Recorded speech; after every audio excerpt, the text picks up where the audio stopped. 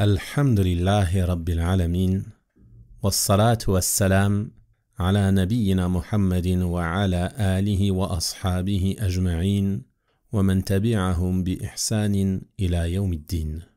Wa ba'd. Chers frères et sœurs, nous avons vu dans les cours précédents que les péchés ont de nombreuses conséquences néfastes sur la vie du serviteur. Puis nous avons vu qu'Allah subhanahu wa ta'ala, de par sa grâce, sa bonté, sa miséricorde, sa bienfaisance envers ses serviteurs, a légiféré et décrété pour eux des choses qui seront la cause de l'expiation de leurs péchés. C'est-à-dire que le serviteur peut se prémunir et se préserver du mal de ses péchés et agir de son vivant de sorte à les expier par certaines causes, à l'exemple du repentir et de l'imploration du pardon d'Allah subhanahu wa ta'ala dont nous avons parlé dans les cours précédents. Et dans le cours d'aujourd'hui, nous allons voir une troisième cause qui fait partie des plus importantes et qui consiste à faire suivre ces péchés et ces mauvaises actions par de bonnes actions qui les effaceront. Et ceci est tiré de la recommandation du prophète sallallahu alayhi wa sallam, qui a dit dans le hadith authentique « Fais preuve de piété à l'égard d'Allah où que tu sois, et fais suivre la mauvaise action d'une bonne qui l'effacera. » Donc ceci, mes frères et sœurs, c'est d'une grande importance. Lorsque tu faiblis et que tu commets un péché, que tu te rappelles d'Allah subhanahu wa ta'ala, reviens et délaisse ce péché pour Allah subhanahu wa ta'ala, et fais-le suivre d'une bonne action, une bonne action qui va venir effacer ce péché, de sorte à ce qu'il ne reste plus aucune trace de ce dernier. Donc ceci est un moyen immense parmi les moyens de te préserver du mal de tes péchés. Tu remplaces tes mauvaises actions par des bonnes actions. Tu as des mauvaises habitudes, tu les remplaces par de bonnes habitudes. Tu agis mal, tu remplaces tes mauvais agissements par de bons agissements. Tu parles mal, tu remplaces tes mauvaises paroles par de bonnes paroles, et ainsi de suite. Tu as un mauvais comportement, tu remplaces ce mauvais comportement par un bon comportement. Et si tu agis ainsi, ta réforme et ton changement et les bonnes actions que tu feras par la suite seront la cause de l'expiation de tes mauvaises actions. Et ceci est clairement venu dans le Coran, au verset 114 de Surat Hud, dans lequel Allah subhanahu wa ta'ala a dit وَأَقِمِ الصَّلَاةَ طَرَفَيِ النَّهَارِ وَزُلَفًا مِنَ اللَّيْلِ, et accomplis la prière aux deux extrémités du jour et à certaines heures de la nuit. Aux deux extrémités du jour, c'est-à-dire au début ou en sa fin. Et entre dans cela les prières du Fajr, de Dhuhr et de l'Asr. Et à certaines heures de la nuit, entre dans cela la prière du Maghrib et la prière du Isha, mais aussi la prière de nuit de manière générale, qui font partie des choses rapprochant d'Allah subhanahu wa ta'ala. Donc il ordonne tout d'abord la prière, et pas seulement de prier, mais d'accomplir cette prière, c'est-à-dire de l'accomplir de la meilleure des manières, de remplir ses conditions, de respecter ses piliers, ses obligations, de s'appliquer dans la mise en pratique des sunan de la prière, de délaisser tout ce qui est détestable dans cette prière, de s'appliquer à la mise en pratique de ce qui est recommandé, et surtout de veiller à concrétiser le khushu' dans cette prière. Ensuite il dit « Innal hasanat yudhibna as-sayyi'at » Les bonnes actions dissipent les mauvaises. Elles les repoussent, elles les font partir. Lorsque tu fais de bonnes actions, celles-ci vont effacer les mauvaises actions précédentes, mais aussi elles vont te permettre, bi'idhnillah, de te tenir sur le droit chemin, de te maintenir sur la droiture. Car ces bonnes actions, elles vont prendre la place des mauvaises actions. Bien souvent, mes frères et sœurs, les péchés, ils proviennent de l'oisiveté. Ils proviennent du manque de gestion de son temps. Ils proviennent du fait que la personne se laisse aller à ses désirs, à ses passions. Mais si tu es occupé dans le bien, si tu es occupé dans les bonnes actions, si tu es occupé à faire des œuvres, des actes qui te rapprochent d'Allah subhanahu wa ta'ala, ceci va prendre la place et ne te laissera pas de temps pour commettre des péchés. Donc elles vont dissiper les traces des mauvaises actions et aussi elles vont les dissiper, elles vont les repousser de sorte à ce que tu sois loin des péchés étant donné que tu seras occupé par les bonnes actions.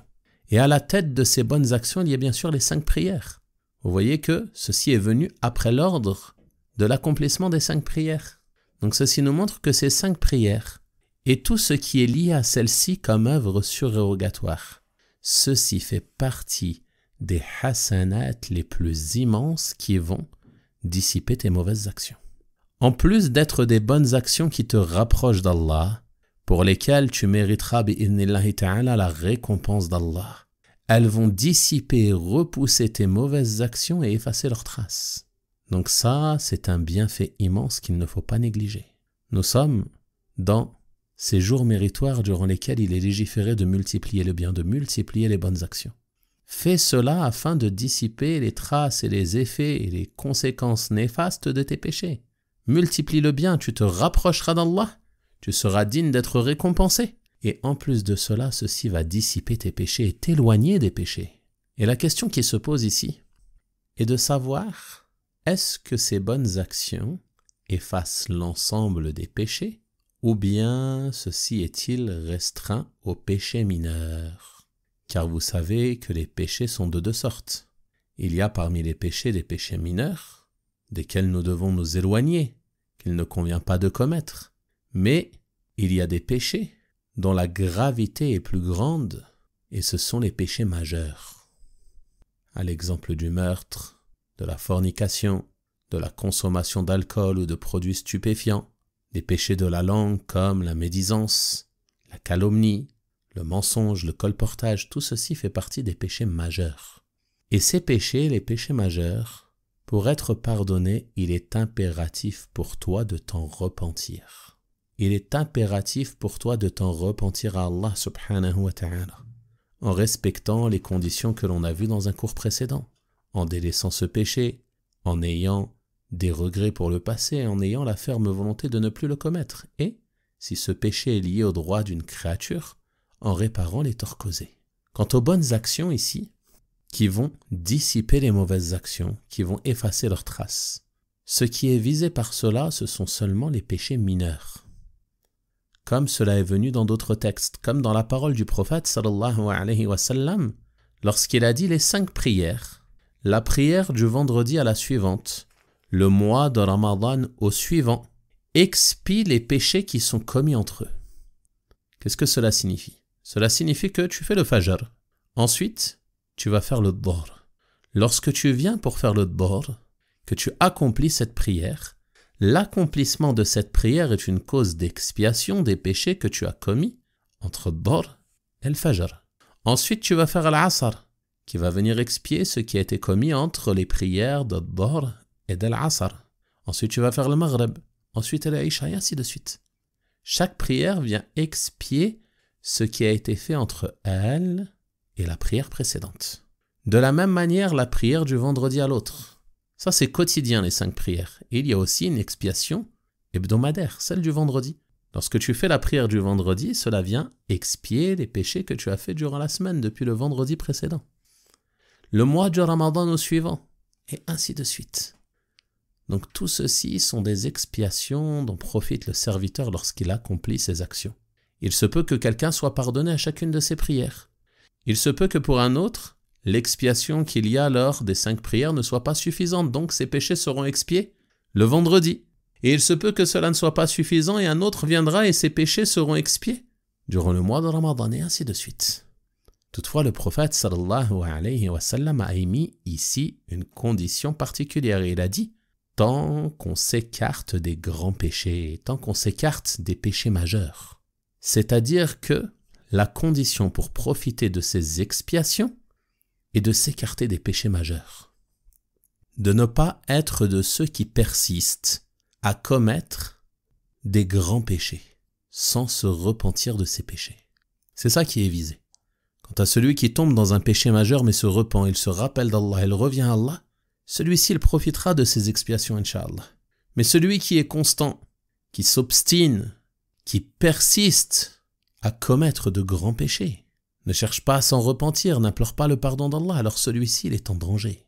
Et en plus de cela, il se prive du bienfait de l'expiation de ses péchés à chacun de ces moments que l'on vient de citer. Et Allah subhanahu wa ta'ala a clairement dit dans le Coran « In tajtanibu kaba'ira ma tunhauna anhu, nukaffir ankum sayyi'atikum. Si vous vous écartez des péchés majeurs qui vous ont été interdits, alors nous expierons pour vous vos péchés. C'est-à-dire vos péchés mineurs, ceux qui sont moindres que les péchés majeurs. Ils seront expiés, à condition que vous vous écartiez des péchés majeurs. Donc retenez bien ici l'importance de ne pas s'obstiner à commettre un péché majeur. Et par la grâce d'Allah subhanahu wa ta'ala, pour beaucoup d'entre nous, il y a nombre de péchés desquels il nous est facile de nous écarter. Alhamdulillah, il se peut que pour beaucoup de musulmans, il est facile de s'écarter du meurtre.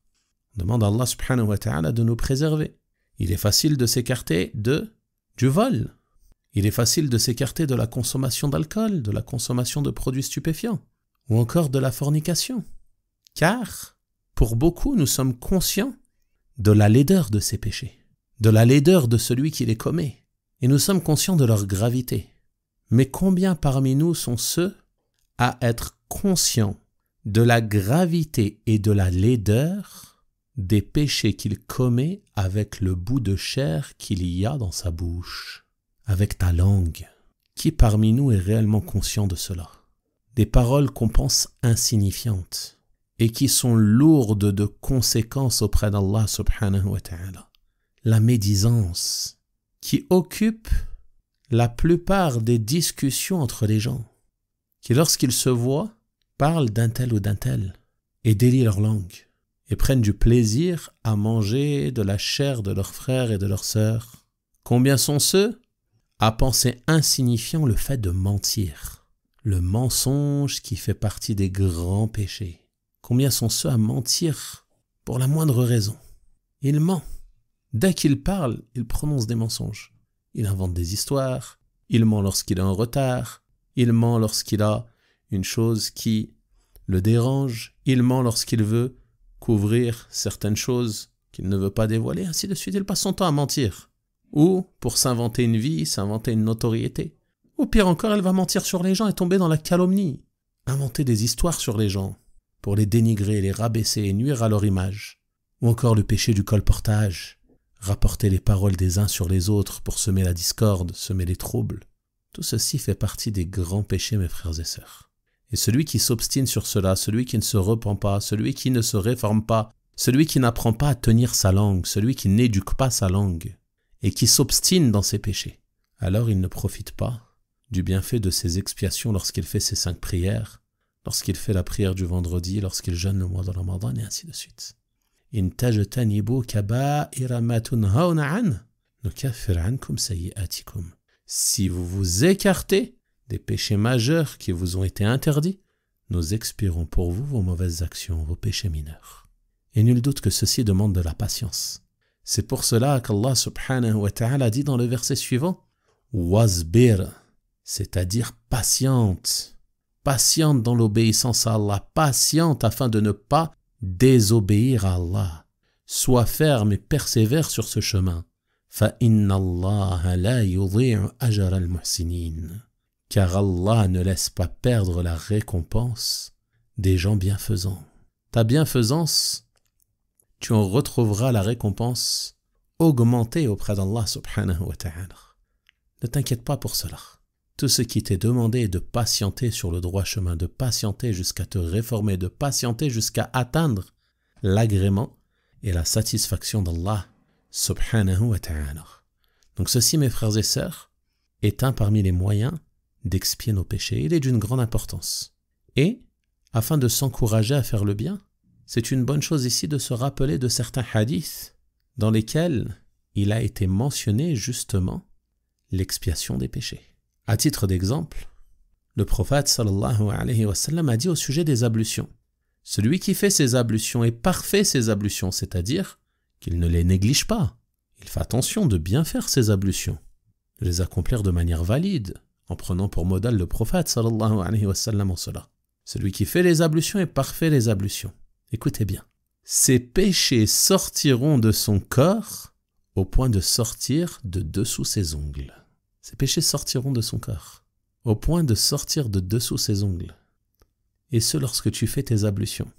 Pense à cela lorsque tu t'apprêtes à faire tes ablutions pour la prière. Rappelle-toi de ce bien immense. Ce bien immense qui te rapproche d'Allah subhanahu wa ta'ala et en plus de cela, est une cause d'expiation de tes péchés. Donc tu vois qu'il y a un grand bien en cela. Également, parmi les choses liées à la prière et aux ablutions, il y a le fait d'accomplir 2 unités de prière après les ablutions. Le prophète sallallahu alayhi wa sallam a dit « Celui qui fait ses ablutions comme je viens de le faire ». Donc il fit les ablutions devant ses compagnons radiyallahu anhum. Et il dit « Celui qui accomplit ses ablutions comme je viens de le faire ». Puis prit 2 unités de prière sans être distrait, c'est-à-dire en étant concentré et en se recueillant dans cette prière.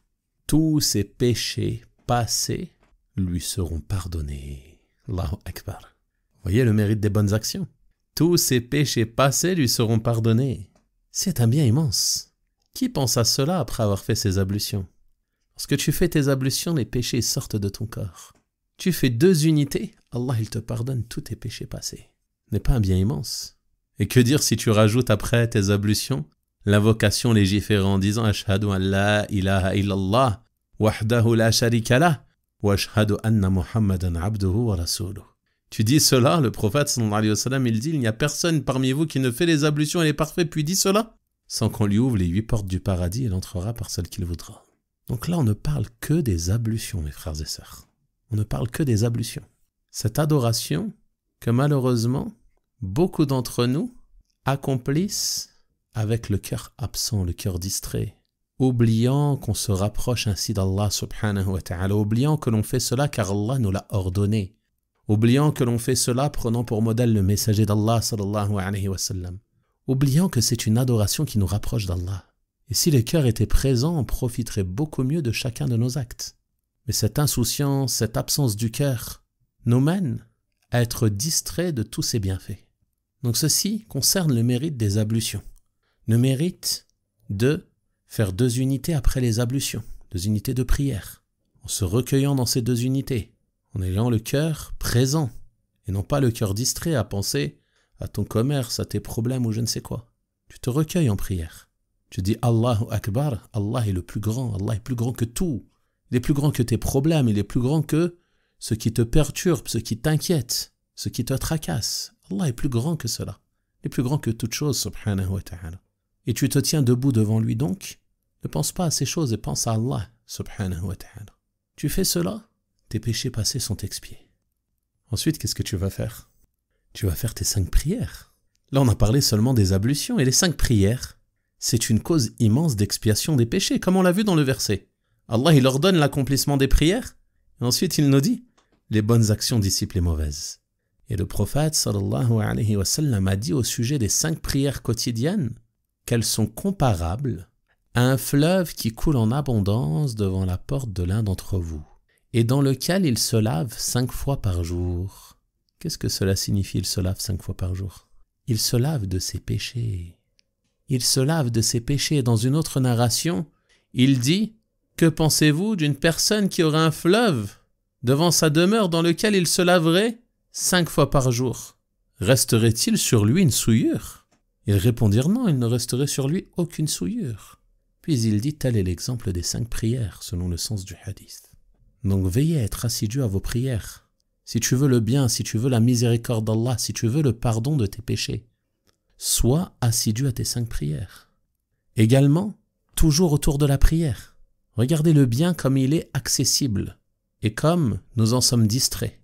Le prophète sallallahu alayhi wa sallam a dit dans un autre hadith rapporté par l'imam Muslim, celui qui se purifie chez lui, puis marche en direction d'une des maisons d'Allah, marche en direction de la mosquée, pour s'acquitter d'une des prescriptions d'Allah, pour s'acquitter d'une des 5 prières obligatoires.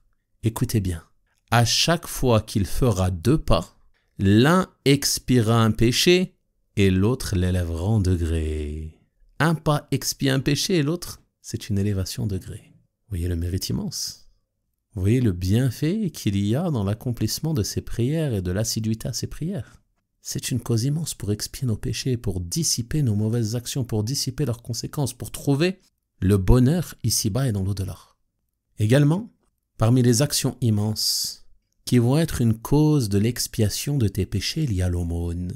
Que ce soit la zakat obligatoire, qu'il ne faut pas négliger, ou alors les aumônes surérogatoires. En effet, le prophète sallallahu alayhi wa sallam a dit dans le hadith, l'aumône efface les péchés comme l'eau éteint le feu. L'aumône efface les péchés comme l'eau éteint le feu. Chaque aumône que tu fais, c'est une cause d'expiation de tes péchés. Et médite sur cela. Il a comparé les péchés au feu. Car les péchés, ils vont te mener au feu de l'enfer. Et lorsque tu fais une aumône, tu vas atténuer, apaiser la chaleur de ces péchés. De la même manière que l'eau va éteindre le feu. Donc la fraîcheur de l'aumône, ça va être une cause te préservant du mal de tes péchés. Donc multipliez les aumônes. Multipliez les dépenses de vos richesses pour vous rapprocher d'Allah subhanahu wa ta'ala. Ainsi, vous obtiendrez de biens immenses auprès d'Allah subhanahu wa ta'ala et ceci sera une cause de l'expiation de vos péchés et de vos mauvaises actions. Donc ici, on a parlé simplement, comme on a vu, de l'ablution, de la prière, de l'aumône, qui sont des adorations que l'on retrouve dans le quotidien du croyant.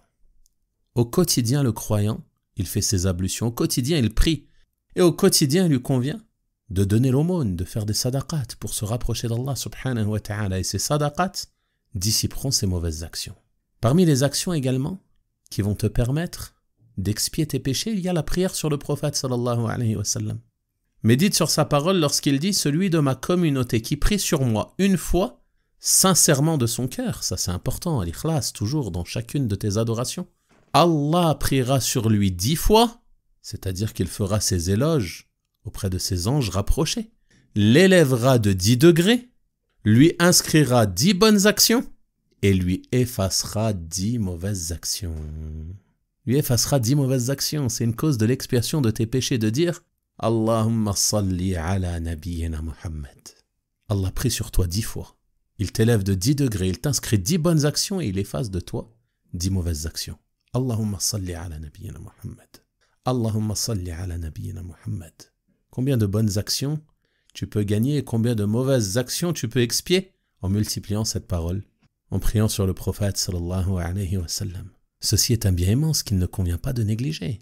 Également, il y a d'autres paroles qui peuvent être la cause de l'expiation de tes péchés, comme le fait de dire « La ilaha illallah, wallahu akbar ». Wala hawla wala quwwata illa billah. Ces 3 paroles que vous connaissez tous, qui sont simples à prononcer. La ilaha illallah, wallahu akbar, wala hawla wala quwwata illa billah. Le prophète sallallahu alayhi wa sallam a dit, personne sur terre ne dit cela sans que ses fautes ne lui soient expiées, même si elles sont équivalentes à l'écume de la mer. Vous voyez le mérite immense. Une simple parole. La ilaha illallah, wallahu akbar, wa la hawla wa la quwwata illa billah. Comment, en sachant cela, on peut négliger ces paroles et perdre son temps à utiliser sa langue pour prononcer des propos futiles ou pire encore, des paroles qui nous font encourir la colère d'Allah. Le prophète sallallahu alayhi wa sallam nous dit aussi dans un autre hadith que celui qui dit « Subhanallahi wa bihamdihi » 100 fois dans une journée, 100 fois dans une journée, c'est large une journée, il fait 24 heures, 100 fois dans une journée. Celui qui dit cette simple parole, Subhanallahi wa bihamdihi, ses péchés seront effacés, même s'ils sont aussi nombreux que l'écume de la mer. N'est-ce pas un bienfait immense?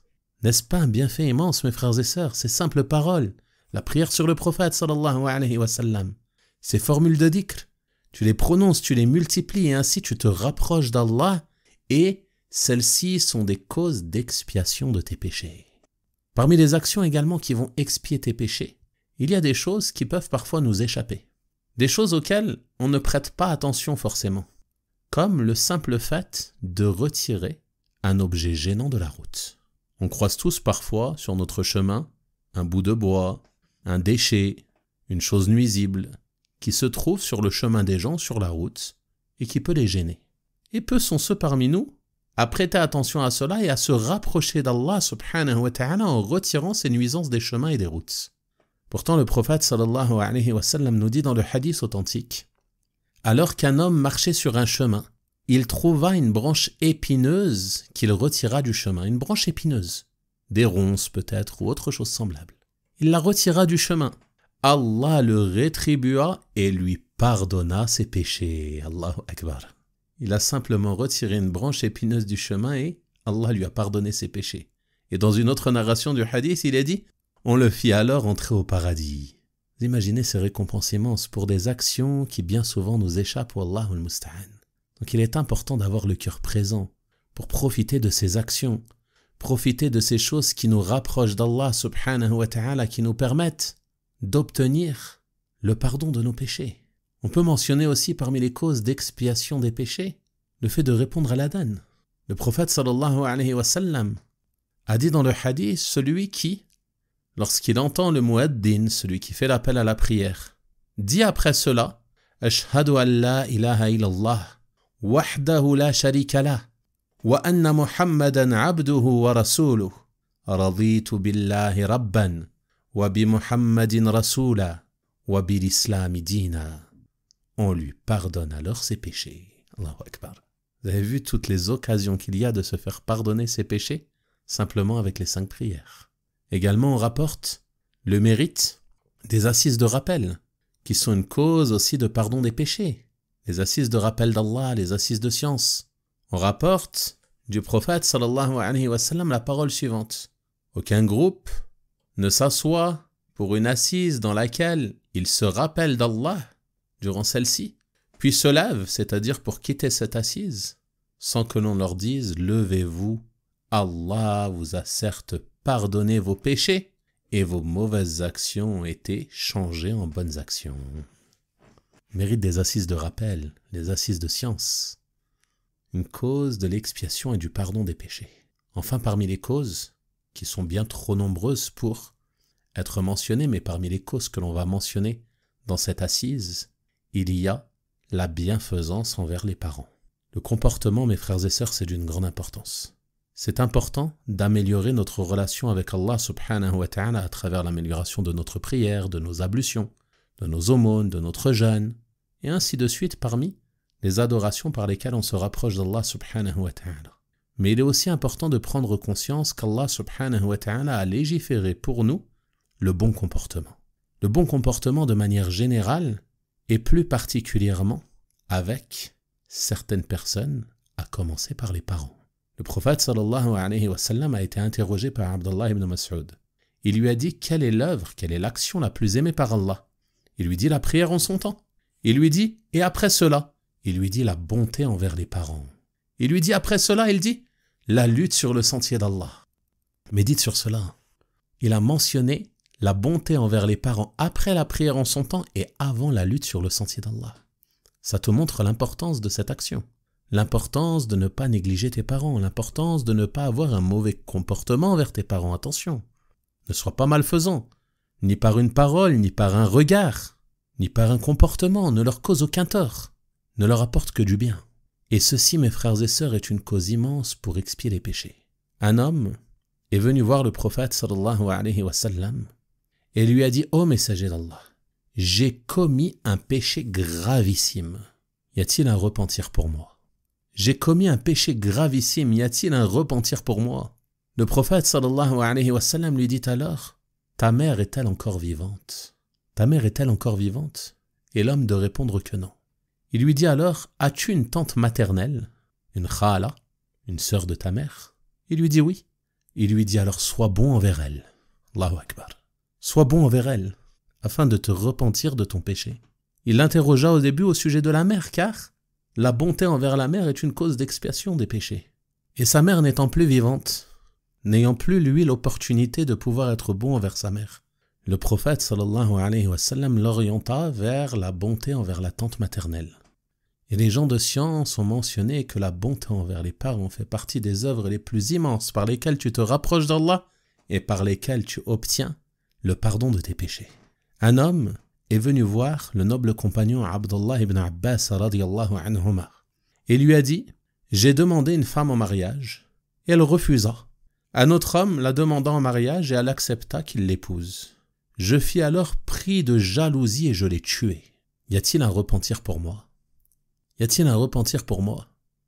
Abdullah ibn Abbas radiyallahu anhuma lui dit alors, ta mère est-elle encore vivante? L'homme répondit que non. Il lui dit alors, repens-toi à Allah et rapproche-toi de lui autant que tu peux. Repens-toi à Allah et rapproche-toi de lui autant que tu peux par les bonnes actions. Fais un repentir sincère et rapproche-toi autant que tu peux d'Allah subhanahu wa ta'ala par les bonnes actions afin de te repentir et de revenir à lui. Puis un homme dit à Ibn Abbas, pourquoi l'as-tu interrogé au sujet de sa mère afin de savoir si elle était encore en vie? Il lui dit alors, radiyallahu anhu, je ne connais pas une œuvre qui rapproche plus d'Allah que la bonté envers la mère. Allahu Akbar. Je ne connais pas une œuvre qui rapproche plus d'Allah que la bonté envers la mère. Une cause immense d'expiation des péchés. Pensez à cela, ô mes frères et sœurs, parmi ceux qui ont encore leurs parents vivants, soyez bons envers eux. Ce sont des portes parmi les portes du paradis. Le paradis se trouve par la bonté envers eux, soyez bons envers eux. Soyez bienfaisants par les paroles, par les actes, par les dépenses, et ainsi de suite. Et prenez garde à ne pas leur causer du tort, à ne pas les attrister, et pire encore, à ne pas les faire pleurer. Et veillez à être bons envers eux afin de vous rapprocher d'Allah et ainsi obtenir le pardon de vos péchés. Donc ceci sont quelques exemples d'actions à accomplir afin d'obtenir le pardon de ces péchés, d'autant plus en ces jours méritoires, durant lesquels la récompense des bonnes actions est augmentée. Les œuvres sont plus aimées par Allah. Profitez de ces jours pour améliorer votre relation avec Allah subhanahu wa ta'ala et améliorer votre relation avec les gens et ainsi obtenir des degrés éminents auprès de votre Seigneur et voir vos péchés pardonnés et expiés. Je demande à Allah subhanahu wa ta'ala de me faciliter ainsi qu'à vous tout ce qui mène à son agrément et sa satisfaction est de nous préserver des péchés majeurs et mineurs. Wa sallallahu wa sallama wa baraka ala nabiyyina Muhammad wa ala alihi wa sahabatihi ajma'in walhamdulillahi rabbil alamin.